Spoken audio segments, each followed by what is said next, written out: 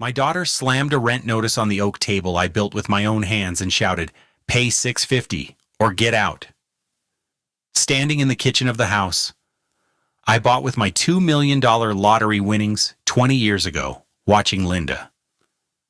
The daughter I paid for braces bought a car, funded her wedding, now demanding rent from her own father. I realized she'd forgotten one crucial detail whose name was on the deed. My name is Walter.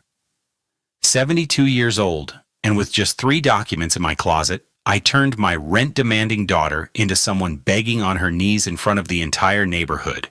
Hit like and follow now, because demanding rent from your elderly father wasn't even the worst thing she did. This was not just any house. It was the home I bought outright when I hit a $2 million lottery prize.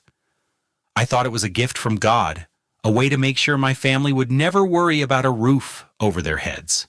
4 bedrooms, a wide yard for barbecues, and a porch swing where Helen and I sat together in the evenings while the cicadas sang. I believed it would keep us together forever. Yet here I was, being told to pay rent or leave. Linda stood with her arms crossed, her husband Gary, a shadow, behind her. Gary kept his mouth shut, just staring at me with that stiff look he always carried, as if agreeing silently with everything she said. Linda's voice was sharp. She said, "Dad, it's only fair. Taxes are higher. Groceries are expensive. You're dragging us down, Dad." The irony stung. The words cut. I had carried her all her life. I wanted to remind her how I covered her braces so she could smile without shame, how I paid off her Ford Taurus when she was 20, how I shouldered her bills when she was newly married and broke. But I said nothing. Sometimes silence speaks louder than an argument. I sat there listening to the old clock tick on the wall, each second heavier than the last. I looked at the paper again. $650. Rent. Rent for the very place I bought with my own winnings. The house was in my name, the deed locked away with all my papers, but she acted like I was a guest in her home. That silence stretched. The smell of coffee brewing filled the air, but it tasted bitter in my throat. I finally pushed the paper aside and stood up. I did not argue. I did not beg. I simply left the room. Linda had always been the one to manage things after Helen passed. At first I was grateful. She handled the bills, organized the repairs. Somewhere along the way she must have started thinking of herself as the real owner. Maybe it was the grief. Maybe it was the burden of managing everything. But she forgot whose name was on the deed. She forgot who paid for it all. That evening I sat by the kitchen window, the same window where Helen and I once shared late-night cups of coffee. I remembered her voice when we first walked through the door of this house. She had said, "Walter, this place will hold us together forever." I wanted to believe her. Back then it did feel like forever. Helen was gone now, buried 3 years back, and the house was no longer a bond, but a battlefield. I stared out into the dark yard, the porch swing swaying gently in the night breeze. For a moment I could almost see her sitting there smiling at me, and the ache in my chest grew heavy. Upstairs the floorboards creaked. I heard muffled voices, Linda whispering to Gary. She thought I was asleep. Her words carried down the staircase like a draft. She said, "If he doesn't pay, we'll just move him into Maple Grove Nursing Center. It's time." Maple Grove. I had seen the brochure earlier that week tucked between the mail on the counter, a place where the old were tucked away out of sight. So that was their plan, not just rent. They were preparing to discard me altogether. My hands tightened around the coffee mug. They thought I was blind. They thought I was weak. But they had forgotten one thing. I had always kept the papers, every receipt, every deed, every page that proved the truth of this house. I leaned back in the chair and let the memory roll over me. The day I won the lottery is still clear in my mind. I was standing in the corner store holding the ticket thinking it was a mistake. $2 million. I brought that money home not for myself, but for the family. I put Stephen through college. I helped Linda get her first car. I even bailed Gary out when his construction business was failing. Every dollar I spent was to make their lives easier. I thought they would remember. But sitting there in that quiet kitchen, hearing their whispers upstairs, I realized they had forgotten it all. The next morning, the sun came through the blinds, painting the table in streaks of gold. I poured myself black coffee, no sugar, no cream. The radio on the counter played an old Elvis tune just like it used to when Helen hummed along while cooking breakfast. I sat at the table again, this time with the rent notice in front of me. I turned it over in my hands.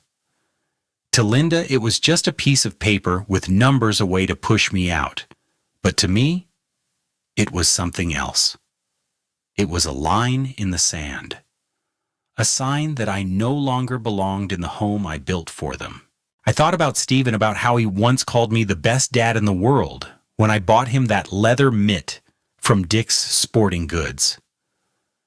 I thought about Linda hugging me when I signed the check for her braces. Those memories felt like they belonged to someone else's family now. The house around me felt colder. The pictures on the wall, the smell of old wood, even the swing on the porch seemed to carry a shadow of betrayal. That night, I pulled out the box from my closet. Inside were the files I kept for years. The original deed, the receipts, the tax records. I never trusted banks or computers with everything, so I kept hard copies. I laid them out on the table, paper by paper, proof by proof. My daughter might think she owned this place. But I knew the truth, and soon she would too.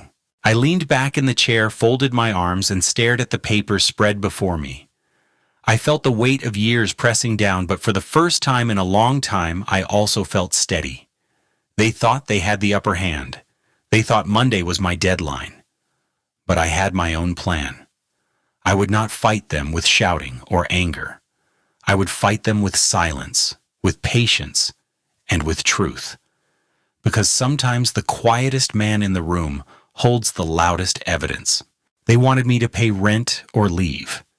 They wanted to push me into a home where strangers would feed me and tuck me in. But they had no idea what I was about to do.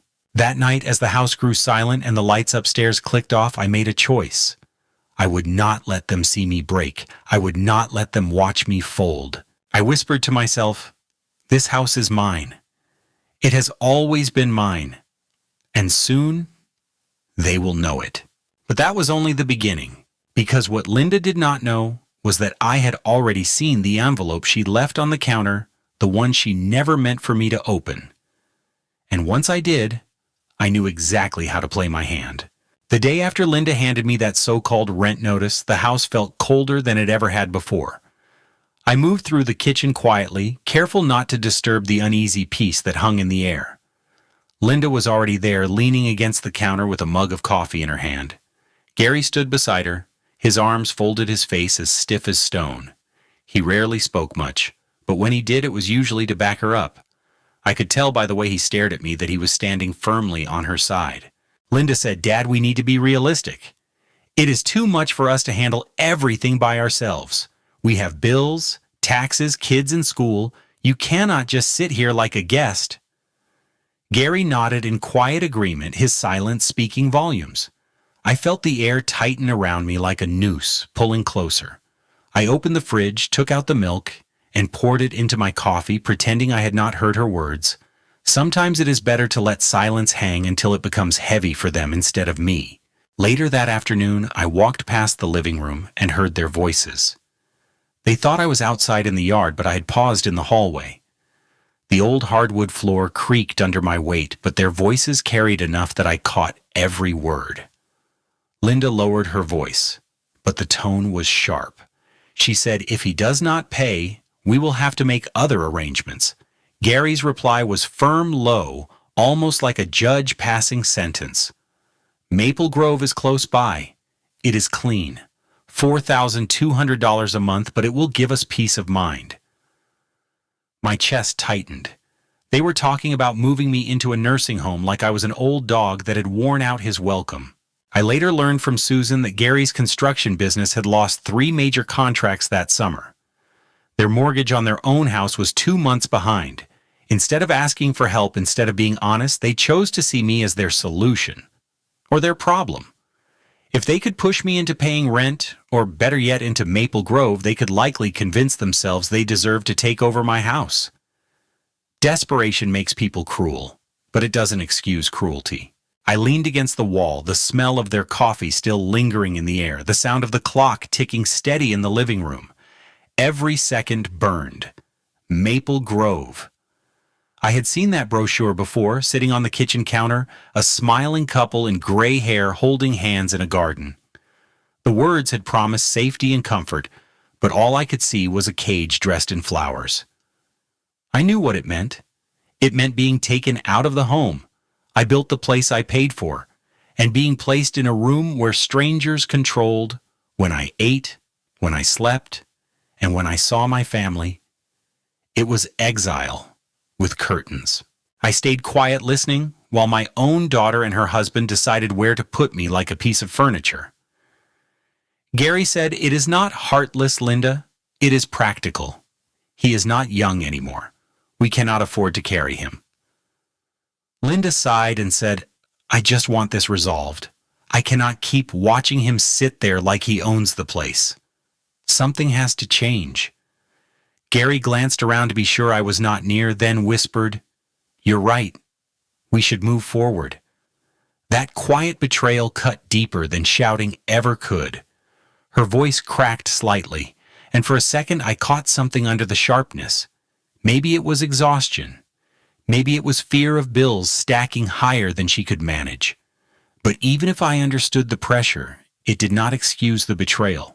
I clenched my jaw and walked slowly back to the porch, my shoes heavy against the floorboards. The cicadas outside buzzed in the fading light. I sat down on the swing and let it creak beneath me. For a long time I just stared out at the street. Neighbors walked their dogs, waved casually, unaware that inside this house, betrayal was being planned like a business deal. When the sun dipped low, I went back inside. Linda and Gary had gone upstairs. Their voices muffled the sound of drawers opening and closing above me. I sat at the table again, the rent notice still there, a silent reminder of their ultimatum. I ran my hand across the wood grain, remembering the meals we once shared here, the way Helen laughed when gravy spilled, and how the kids used to fight over the last roll. Now the table felt like evidence, every scratch a witness to how far we had fallen. My heart ached, but under that ache, something else began to grow, a spark of defiance. They thought they had me cornered, but they had forgotten that I was the one who laid every brick of this life. That night I went to bed, but sleep would not come. The house creaked with the weight of age, each groan in the beams echoing my own bones. I heard them talking upstairs again. Linda's voice was sharp. Gary's was steady, like a hammer, hitting the same nail over and over. They were convinced this was the solution. In their eyes, I was not a father anymore. I was a burden, a problem, an obstacle to be removed neatly and efficiently. I lay staring at the ceiling, the shadows of the fan blades spinning slowly above me. For a moment, I imagined Helen's voice, telling me to stay calm, to wait, to be patient. She always said truth has a way of showing itself if you let it. I took a deep breath and let her memory steady me. The next morning I found the Maple Grove brochure tucked under the morning paper on the counter. Whether they left it there by accident or on purpose, I could not tell. I picked it up, studied the glossy pictures of smiling seniors playing cards and walking through gardens. To some it might look like comfort. To me it looked like abandonment. I folded it neatly and slid it into my pocket. Evidence, proof of their plan. I would not confront them yet. Not until the time was right, because words alone would not win this. Paper would. Proof would. And I had proof of my own. That afternoon, Linda passed me in the hallway and said, "Dad, I hope you are thinking seriously about this. We cannot wait forever." I looked her in the eye, and for the first time in days, I spoke clearly. I said, I am thinking. She seemed unsettled by my calmness. Maybe she expected me to shout or to plead. But I had learned long ago that the quiet man in the room often holds the sharpest blade. I gave her no argument, no anger, just silence and patience. That silence unsettled her more than any fight could. I walked out to the porch again and sat on the swing holding the brochure in my pocket like a secret. The cicadas hummed. The sky turned orange over Davenport. I thought about Helen, about the promise I made to her when we bought this house. I had told her this place will always be ours. No one will take it from us. That promise still burned inside me. I was not about to let my daughter and her husband erase it with a rent notice and a brochure. I sat there until the stars began to show. I knew then that a storm was coming. They thought I was weak, but they had no idea what I was preparing. They thought Monday was my deadline, but I was already counting down to my own. I had the deed. I had the papers. And soon I would have the proof of their betrayal laid bare for everyone to see. That night I discovered their plans went further than I imagined. I remember the day I held that winning ticket like it was yesterday. I had stopped at the corner gas station after a long shift at the steel plant. My back was sore, my hands blackened from grease, and I bought that ticket almost as a joke. I scratched the numbers under the flickering light of the store, and when they matched my knees, nearly gave out. $2 million. For a man who had worked his whole life with calloused hands and worn boots, it felt like a miracle had dropped into my pocket. I drove home in silence, gripping the wheel so tight my knuckles turned white. Helen was in the kitchen when I walked through the door. I handed her the ticket, and she looked at me like I was playing a prank. When I told her it was real, she cried. We stood there in that kitchen, the two of us hugging and laughing like kids. The first thing I did was buy the house. A solid brick home with 4 bedrooms and a wide porch. I paid cash, no mortgage, no debt. Helen and I walked through the empty halls before the furniture came in. The echo of our footsteps made it feel like a castle. She smiled at me and said, "Walter, this place will hold us together forever." I believed her. We filled those rooms with the smell of home cooking, the sound of laughter, the clutter of family life. It was more than walls and a roof. It was proof that hard work and a little luck could give a man dignity. I wanted that money to change my children's lives too. Stephen was in college at the time, struggling with tuition. I paid his bills in full. I remember the relief on his face when I told him he could stop working nights at the pizza place. He hugged me and said, "Dad, you saved me." Linda was younger, still finding her footing. I bought her a Ford Taurus brand new so she could get to work without relying on buses or rides from friends. She jumped into my arms when I handed her the keys, tears rolling down her face. She called me the best dad in the world. Back then I believed her words. Life in those days was rich, not just in money, but in moments. We hosted Sunday barbecues in the backyard. The grill sizzled with burgers and hot dogs, the smell of smoke drifting through the neighborhood. Kids ran around with baseball gloves, chasing each other between the trees. Neighbors leaned on the fence and shared stories, while Helen served sweet tea in mason jars. I can still hear the sound of Stephen cracking a bat against a ball, the cheer that went up when he caught one barehanded. Those were days filled with simple joy, and I thought they would last forever. Helen was the heart of it all. She loved that house more than anything, not for its value, but for what it represented.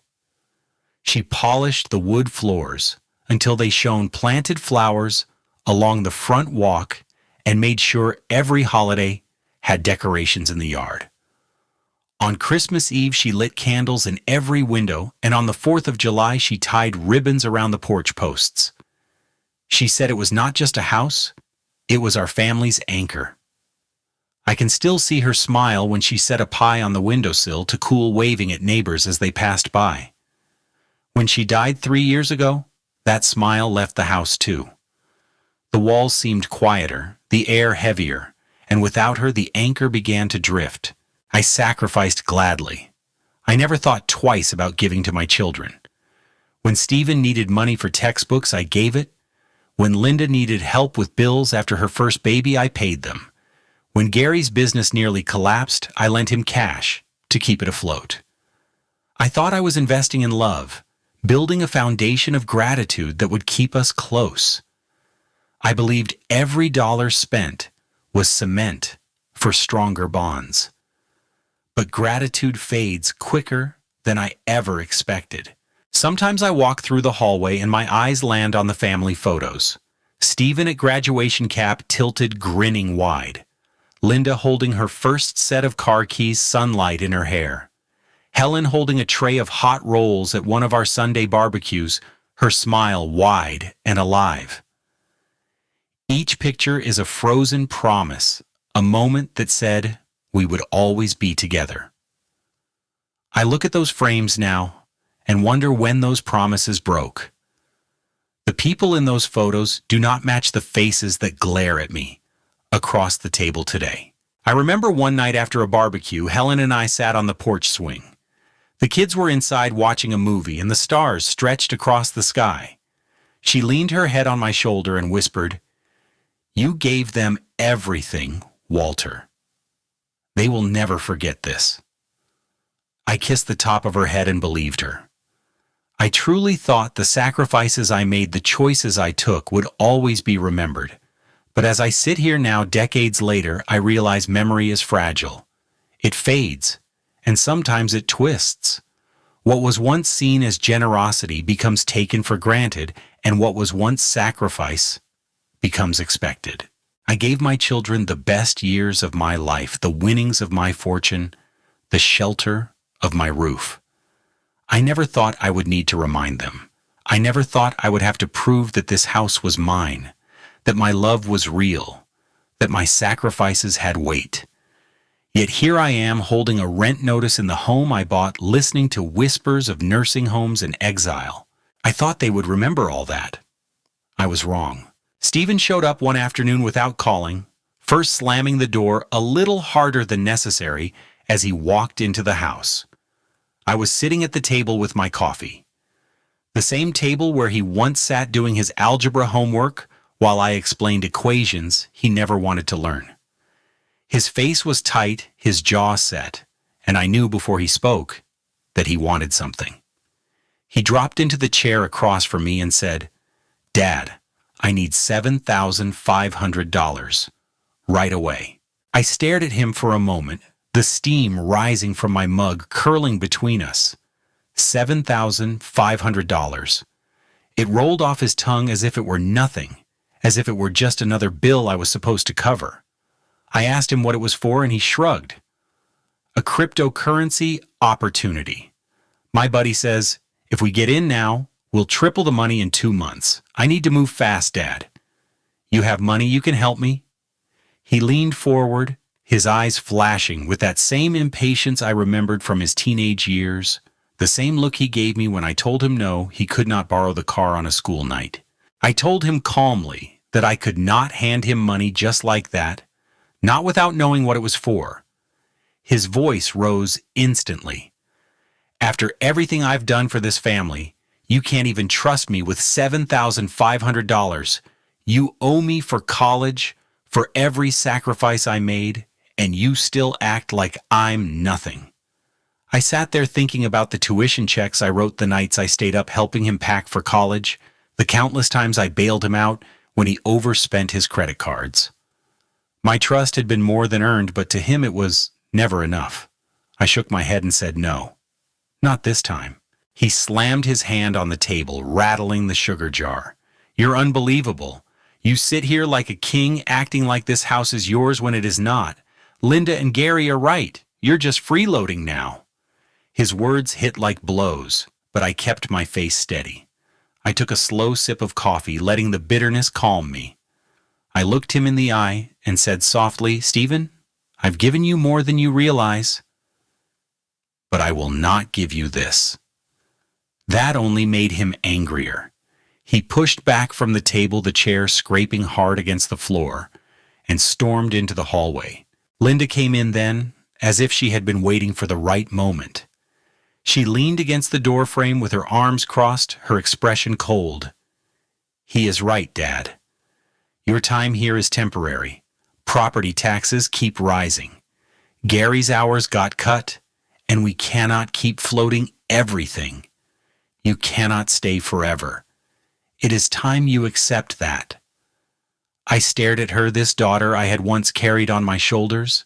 At the county fair, the same girl who clung to my arm when she was scared of thunderstorms. Now her voice was ice. Her words cut sharper than any knife. She turned and walked away before I could reply, leaving only silence behind her. I sat there alone, listening to the hum of the refrigerator and the ticking of the wall clock.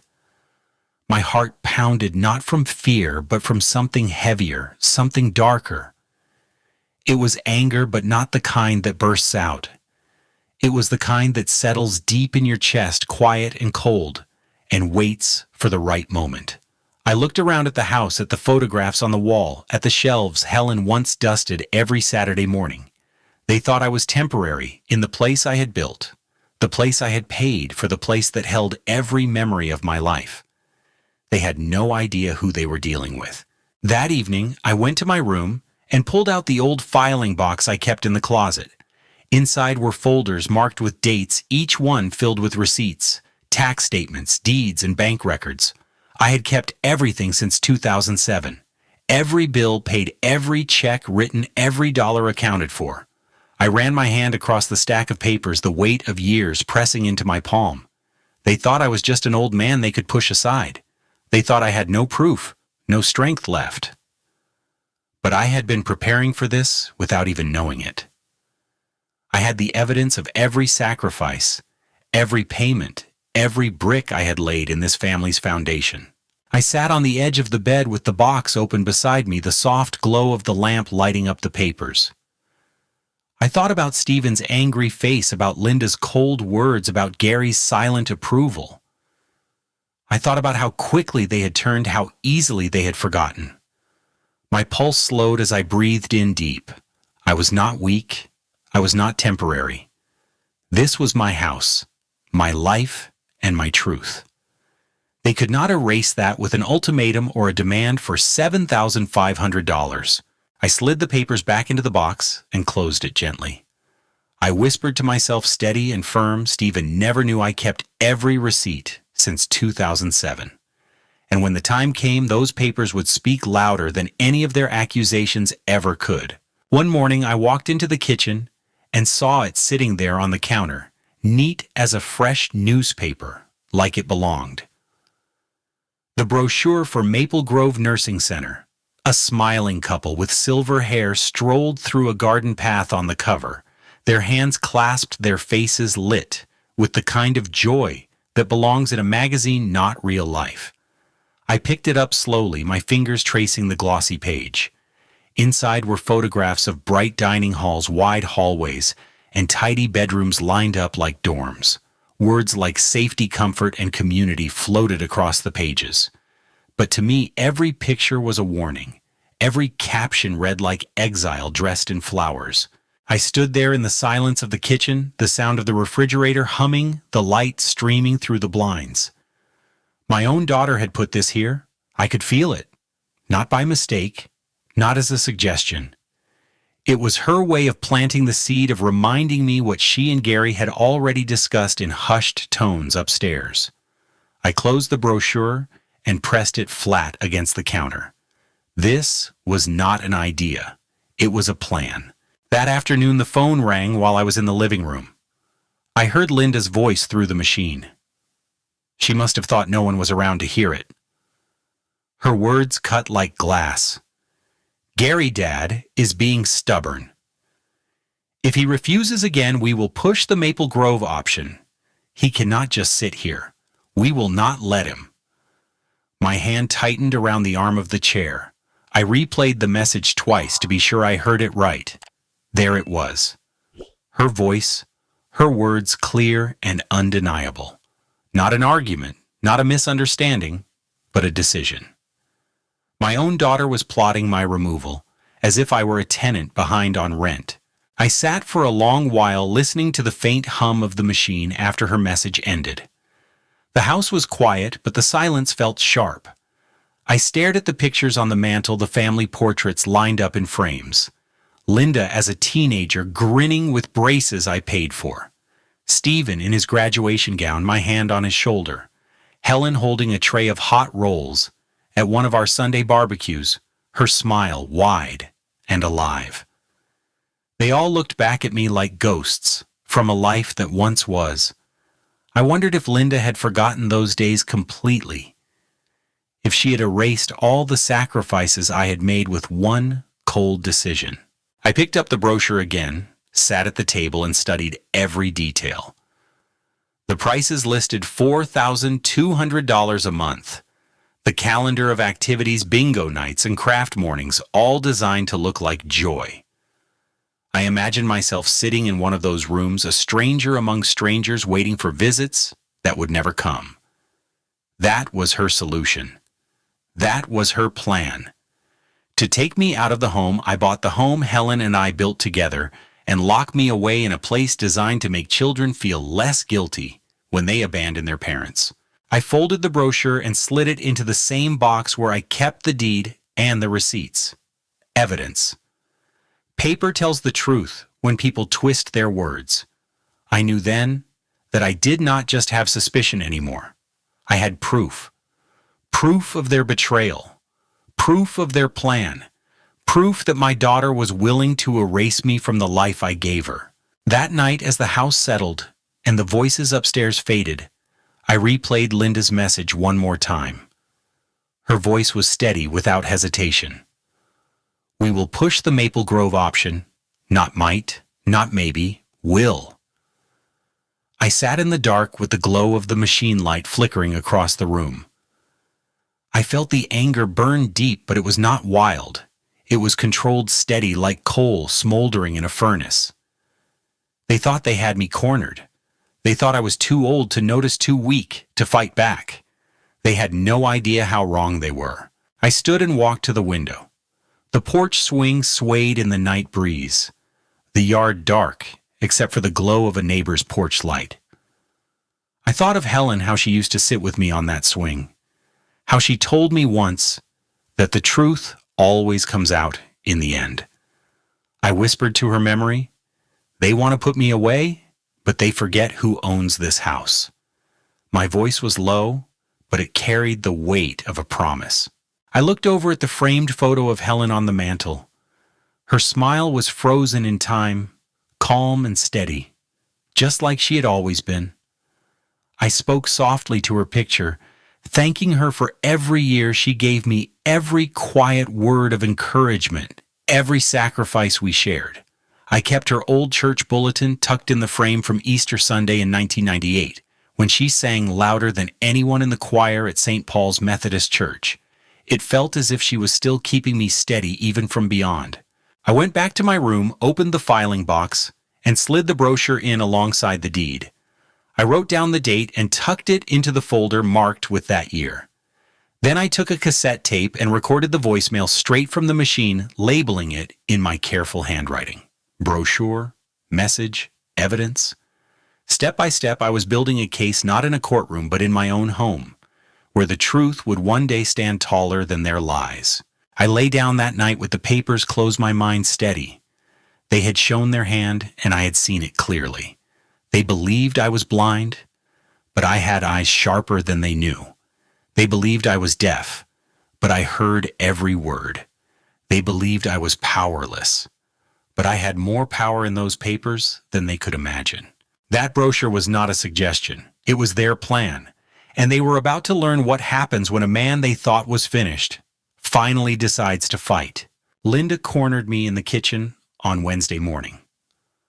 October 25th, her voice sharp enough to cut glass, she said, "Dad, you have until Monday. Either you pay the rent or you leave this house. That is final." She dropped her words like stones and walked away before I could answer. The sound of her heels on the hardwood floor echoed like a clock ticking down. Monday. 5 days. She was giving me 5 days to decide my fate. To her, it was an ultimatum. To me, it was a challenge. I sat at the table long after she was gone, staring at the rent notice she had tacked on the fridge. My coffee grew cold. Outside the window, the autumn wind shook the last leaves from the maple tree in the yard. Helen would have filled the kitchen with cinnamon rolls this time of year, the air sweet and warm. Now the air felt heavy, filled with the weight of betrayal. My daughter believed she had backed me into a corner. She thought she had control. What she did not know was that I had already made my decision. I was not going to beg for time or plead for mercy. I was going to end this once and for all. That afternoon, I drove into town. The air was crisp, the streets lined with pumpkins and faded flags from the last football game. I parked outside a brick office with a sign that read Harris Realty Group. John Harris was an old acquaintance, a man I trusted more than most. He shook my hand firmly and asked what brought me in. I told him I was thinking about selling my house. His eyes widened. Walter, that place is worth a fortune. The market is strong right now. You could walk away with close to $810,000, maybe more if we push. He broke it down further, showing me recent sales in the Davenport area, each one proving the number was no guess.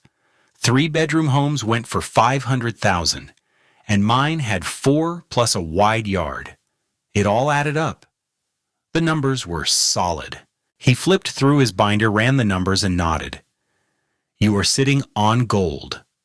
I leaned back in the chair and felt a calm settle over me. This was not just about money. This was about control. They thought they could throw me out of my own home. They had no idea I could sell it out from under them. We sat for an hour going over the details. John promised confidentiality, no signs in the yard, no chatter in the neighborhood. I told him I wanted things quiet until the papers were ready.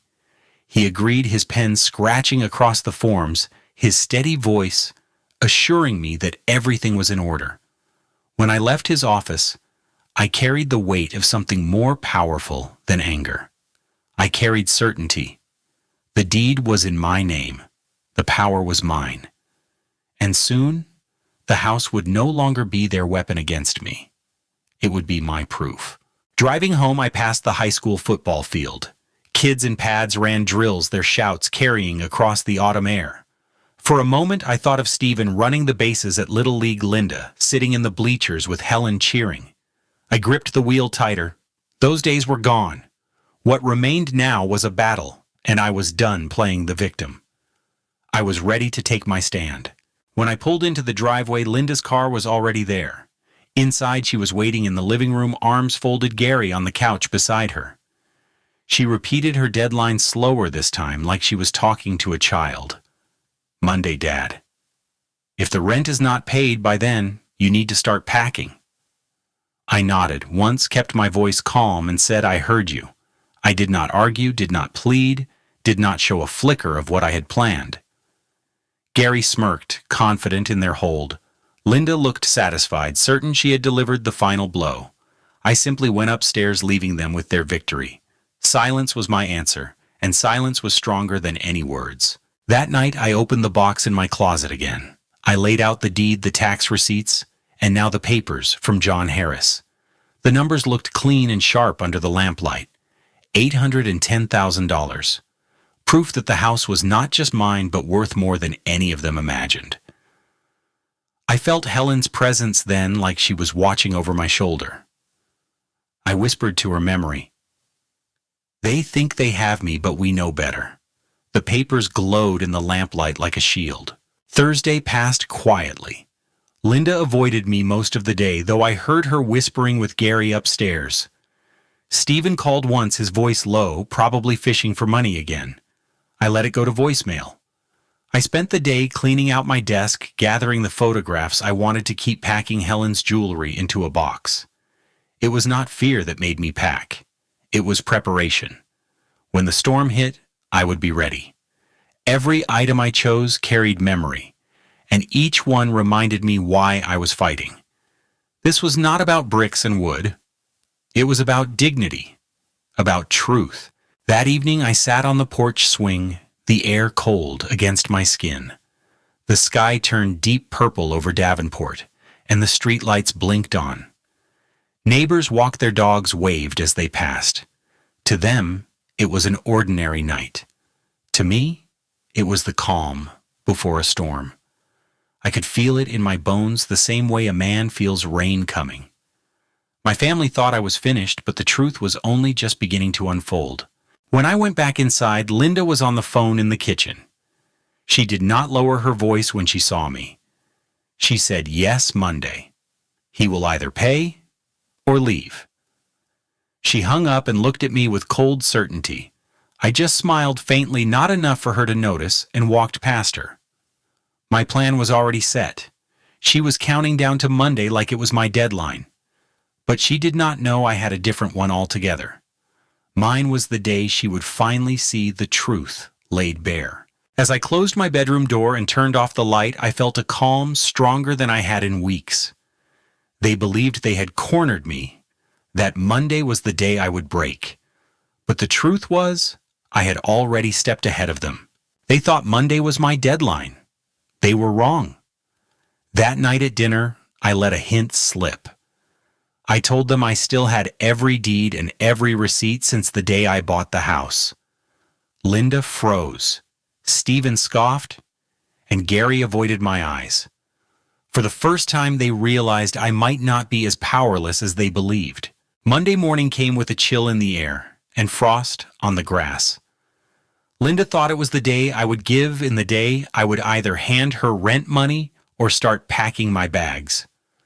What she did not know was that 2 nights earlier, I had already signed the papers to sell the house. John Harris sat across from me in his office, the lamp glowing on the oak desk, his voice steady, as he slid the contract toward me. I took the pen in my hand, felt the weight of the decision, and signed my name with slow, careful strokes. My name, not hers, not Gary's, mine. The deed was in my name and the power was in my hand. The next morning, my phone buzzed with an email from John. It was the confirmation of the offer, clean and official. A buyer was lined up, the bank acknowledged the deed, and the deal was in motion. I read the words twice, my heart steady. It was not just a plan anymore, it was a reality. I printed the email and slipped it into my folder along with the deed and the receipts. Paper does not lie. When the time came, those papers would silence every argument. I did not celebrate. Instead, I sat quietly in the living room, staring at the walls Helen had once painted soft yellow, remembering how she told me this house would always protect us. I whispered to her memory, "It will, Helen, but not the way they think." That afternoon, the phone rang. It was Susan, my youngest. She had always been different from the others, softer, kinder, with Helen's warmth in her smile. She asked how I was doing, her voice gentle. I paused, then told her the truth. I told her about the ultimatum, the rent demand, and the plan to send me to Maple Grove. There was silence on the line, then a sharp breath. "Dad, they cannot do that. That is your house. You built this family. They should be ashamed." Her voice shook with anger, but it was anger for me, not at me. For the first time in weeks, I felt the comfort of loyalty. I told her about the sale, about John, about the papers already signed. She listened, then said, "Dad, I will stand with you. Whatever you decide, I am with you." Her words steadied me more than she could know. She promised to come by on Sunday to see me face to face. I hung up the phone with a lighter heart. Not everyone had forgotten. That night I went back to my box of papers. Alongside the deed and the receipts, I added a new document. It was a trust I had set up quietly with the help of John and his attorney friend. The trust was written in black and white, every line clear. The proceeds from the sale of the house would go directly to Susan, not Linda, not Stephen, not Gary. To Susan, the one who had stood by me when the others turned away. I slid the trust into the folder, stacked it neatly with the others, and closed the box with care. I sat back in my chair and thought about what was coming. Linda thought she was forcing me to a deadline. Gary thought his silence was power. Stephen thought his anger could shake me. But none of them knew what was already set in motion. The house was no longer theirs to take or to control. It was already sold, and its future already promised. I spent that evening quietly sipping coffee by the window while the November wind rattled the glass. Upstairs, I could hear Linda moving about, the sound of her voice carrying faintly through the vents. She still believed she had won. Still believed Monday was the day she would finally push me out. I smiled to myself, the kind of smile a man gives when he holds a secret too heavy to share. The next day I walked through each room, taking in the details one last time. The scuffs on the baseboards from Stephen's sneakers, the dent in the wall from when Linda threw her backpack too hard, the worn patch on the carpet where Helen's rocking chair once sat. These walls had held our lives. They had seen laughter, arguments, prayers, and tears. Now they held my victory. Because soon everyone would know the truth. I sat back down at the table, the folder open before me. The deed, the receipts, the sale contract, the email confirmation from John, and now the trust for Susan. I touched each page with a steady hand. They thought they had stripped me of my place. They thought they had taken everything. But what they did not know was that I had already taken the one thing they wanted most and turned it into justice. I leaned back in the chair and closed my eyes. Helen's voice echoed in my memory, telling me to hold steady, to be patient, to let the truth speak when the time was right. I breathed deep, feeling that patience settle into my bones. The storm was close. I could feel it in the air, in the silence of the house, in the ticking of the old clock on the wall. Monday was never my deadline, it was theirs. But that was not the only surprise. I had created a trust, and soon they would learn that the man they thought they could discard still held the power to decide how the story ended. I called them into the living room on Sunday afternoon. The air was crisp outside, and through the window I could see the last of the yellow leaves clinging to the maple tree. Linda came first, her arms crossed, her eyes sharp. Gary followed close behind, silent as ever, his lips pressed into a hard line.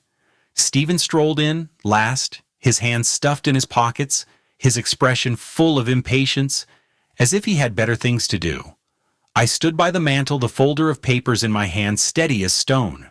The room was quiet except for the ticking of the clock on the wall. Then there was a knock at the front door. I opened it to see Mr. Thompson, my neighbor from 2 houses down. He had been a friend for years, the kind of man who borrowed my ladder and never forgot to return it. He looked at me with a question in his eyes, and I asked him to come in. Linda frowned when she saw him. "Why is Mr. Thompson here?" she asked. I answered simply, "Because it is time someone else heard the truth." I laid the folder on the coffee table and opened it. The first document I pulled out was the deed. I held it up so they could all see the black and white letters, my name printed clear as daylight. "This is the deed to this house," I said. "It has been in my name since the day I bought it with the lottery money. It was never yours to control. Never." Linda's face shifted, her confidence faltering for the first time. Gary looked down at the carpet. Stephen scoffed, but I saw the sweat gather on his brow. Then I laid down the second paper, the sale contract signed by Harris Realty Group and the buyer. Mr. Thompson leaned in, his eyes scanning the signatures. I looked directly at Linda. "This house is already sold. The buyer is locked in. The bank has confirmed it. You wanted to tell me to pay rent or leave. You wanted to threaten me with a nursing home. But the truth is, none of you have any power here. The decision has already been made." Linda's lips parted, but no words came. Stephen stepped forward, his voice rising. "You sold the house? You cannot do that. Where are we supposed to go?" I looked him straight in the eye. You should have thought about that before you treated me like a burden." The silence that followed was heavy, broken only by the sound of Mr. Thompson clearing his throat. He stood tall, his arms crossed, watching every moment. He was not just a neighbor now. He was a witness. That was what I wanted. This truth was not just for my family. It was for the community that had seen us as a picture of unity all these years. They would know who had betrayed whom. But I was not finished. I reached into the folder one more time and pulled out the final document. The trust. I placed it gently on the table, the fresh ink still bold. "This," I said, "is the future of this house. The proceeds from the sale will not go to any of you. Not to Linda, not to Stephen, not to Gary. They will go into a trust, and that trust is in Susan's name." The moment I spoke her name, the color drained from their faces. Linda broke down crying, her hands covering her face. Stephen stormed out, slamming the door so hard the frame shook. Gary said nothing, only bowed his head in silence, shame written all over him. Mr. Thompson raised his eyebrows, his eyes moving from them back to me. Linda stammered, "Susan, you gave it to Susan." Her voice cracked, the chill of betrayal turned back on her. I stood tall and answered, "Susan is the only one who stood by me, the only one who did not turn her back. She will have the house's worth, not you. That is my choice. That is justice." Stephen cursed under his breath, pacing the room. Linda shook her head, her arms trembling. Gary finally spoke, his voice low and bitter. "You have ruined us." I leaned forward, my voice steady, cutting through their panic. "No. You ruined yourselves the moment you forgot who I was and what I had done for this family." Mr. Thompson put his hand on my shoulder. "Walter, you do not owe them another word," he said firmly. His presence gave me strength. He had seen the truth, and he would carry it back to the neighborhood, to St. Paul's Methodist Church, to every ear that needed to hear it. Linda and Stephen could shout and rage, but they could not undo what was signed. The sale was final. The trust was real, and the truth was out. The room filled with tension so thick it was hard to breathe.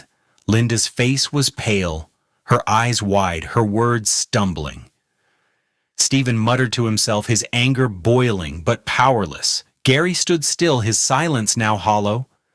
I gathered the papers, slid them back into the folder, and closed it with finality. The sound was sharp, like a gavel striking in a courtroom. I stood, looked at each of them in turn, and said, "This is not just about money. It is about respect. You forgot the man who built this home, the man who raised you, the man who sacrificed for you.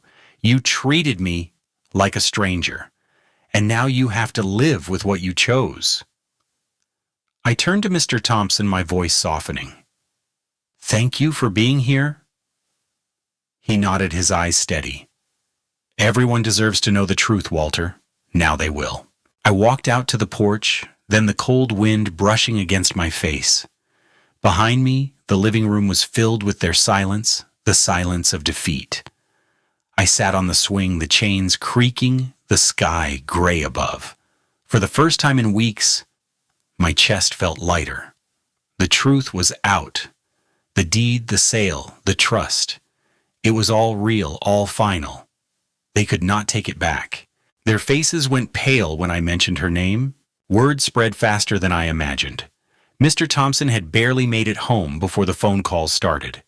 By Monday morning, half the neighborhood knew that Linda had tried to evict her own father and that Stephen had demanded $7,500 while I sat with proof that the house was mine. At the grocery store, people looked at me with nods of respect and quiet whispers.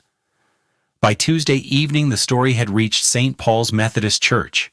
Afterward, we gathered in the fellowship hall, the same place we had shared countless potlucks over the years. Folks carried in casseroles and pies, and between bites of apple cobbler, they whispered about what Linda had done. In a small Midwestern church, word spreads fast and reputation is everything. Pastor Miller shook my hand after service and said, "Walter, the truth always finds its way. You did right by standing firm." His words carried through the pews, and I could feel the eyes of the congregation on me, some filled with pity, others with anger at my children. Linda, Stephen, and Gary did not take it well. Linda refused to show her face in the neighborhood for days. When she finally stepped outside, Mrs. Henderson from across the street called out, "A daughter should honor her father, not shame him." Linda hurried back inside, her cheeks flushed red. Stephen tried to defend himself, muttering that I had twisted the story, but Mr. Thompson was quick to set the record straight. He told everyone exactly what he had witnessed, every word, every paper, every truth. By the time Stephen walked into the local diner for lunch, he could feel the weight of every eye in the room. He left without ordering a thing. Gary carried himself like a man cornered. He avoided neighbors altogether, walking with his head down, rushing to and from the car. His co-workers at the hardware store had already heard enough, and when he walked in late on Wednesday, one of them muttered, "That is the guy who tried to throw his father-in-law into a nursing home." Gary's face turned gray, and he said nothing for the rest of his shift. Shame has a way of cutting deeper than anger, and I knew they were feeling every slice of it. Susan came by that same week. She sat with me at the kitchen table, her hands wrapped around mine, her eyes steady. "Dad, you did what you had to do. I am proud of you." Her support was a balm, a reminder that not every bond had been broken. She helped me box up some of Helen's old things, laughing softly at the memory of her mother's aprons and recipe cards.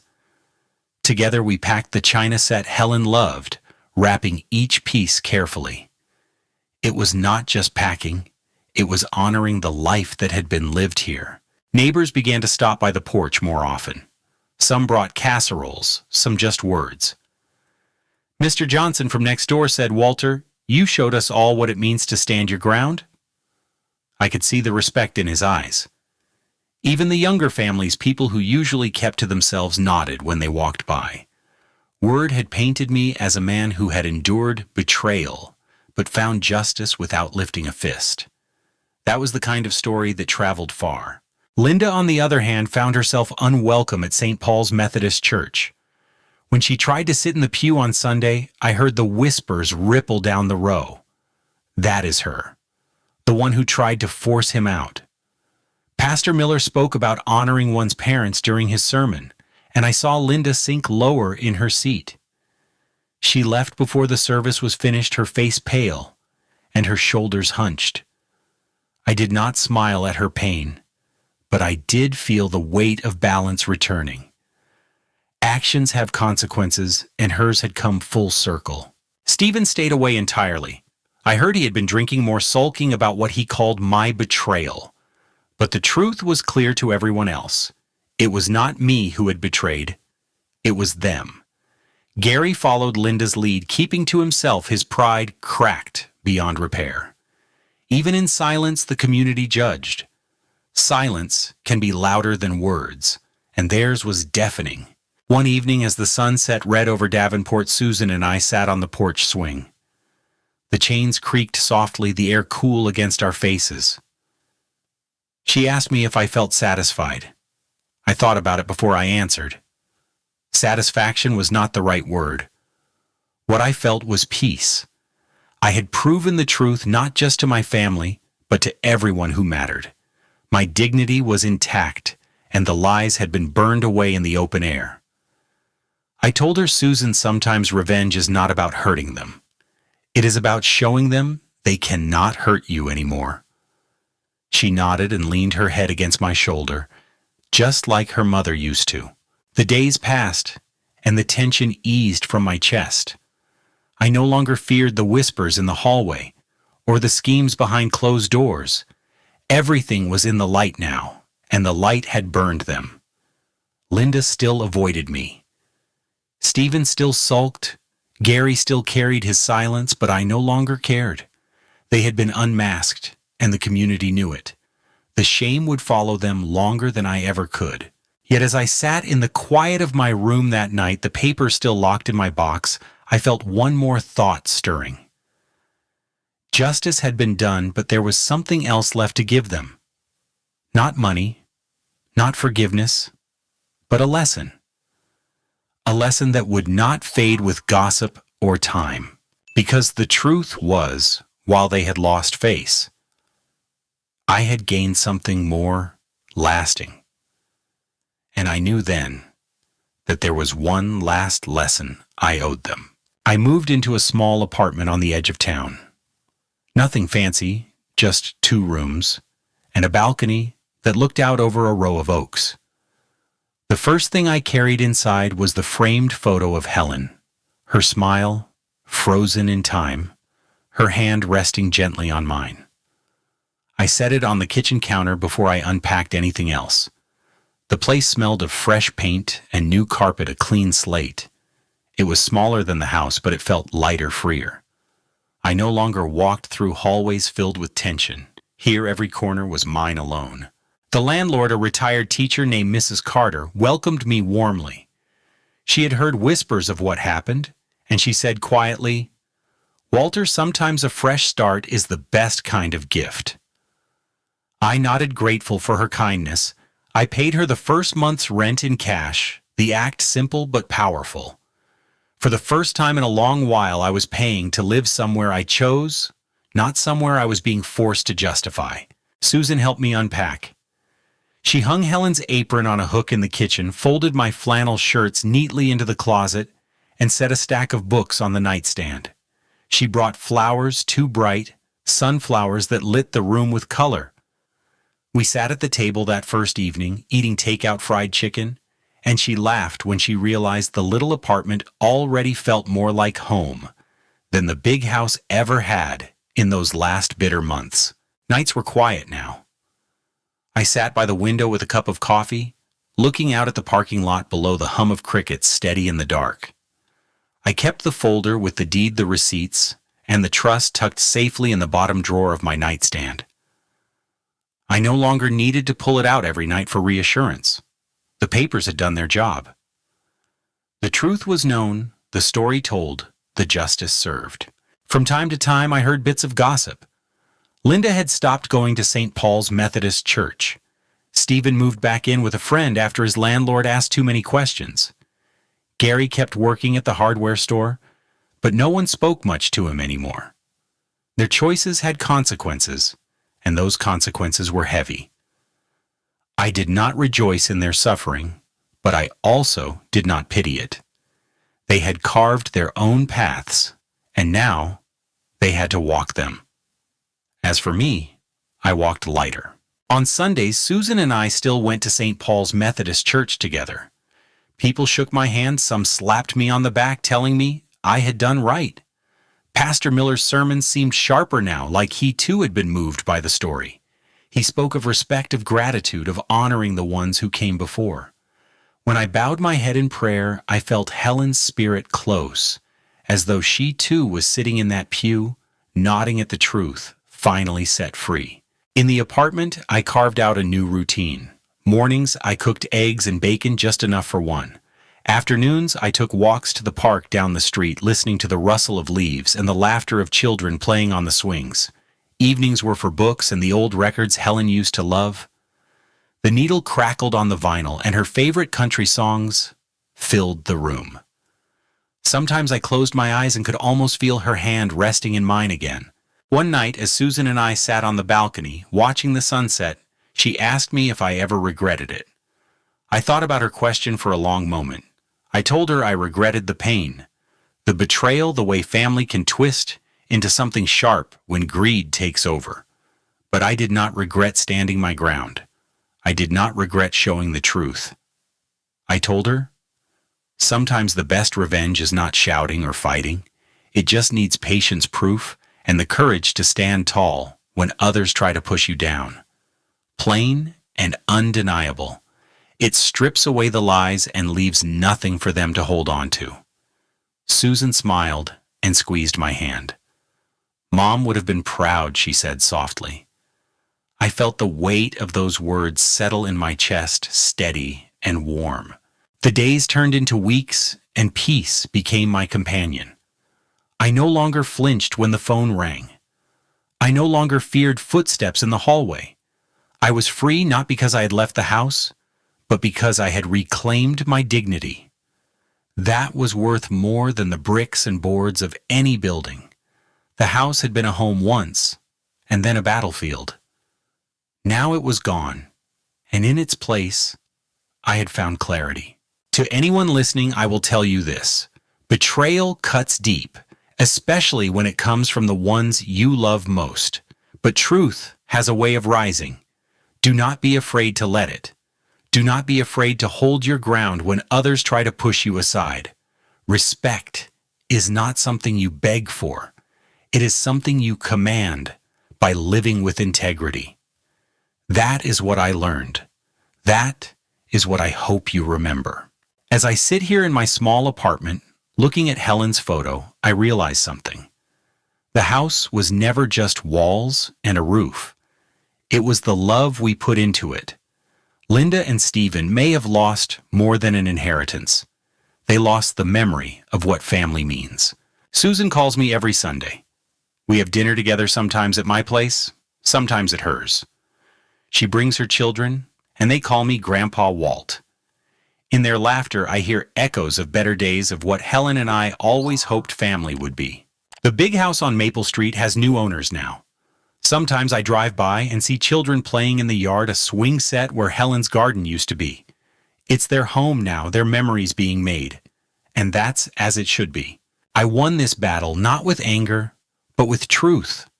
Not with vengeance, but with dignity. And in the end, that's all any of us really have. Our dignity, our truth, and the people who choose to stand beside us when the world tries to knock us down. Thank you for listening to my story. If it moved you, please like and subscribe for more family drama stories. Your support helps us share these important life lessons with others who might need them.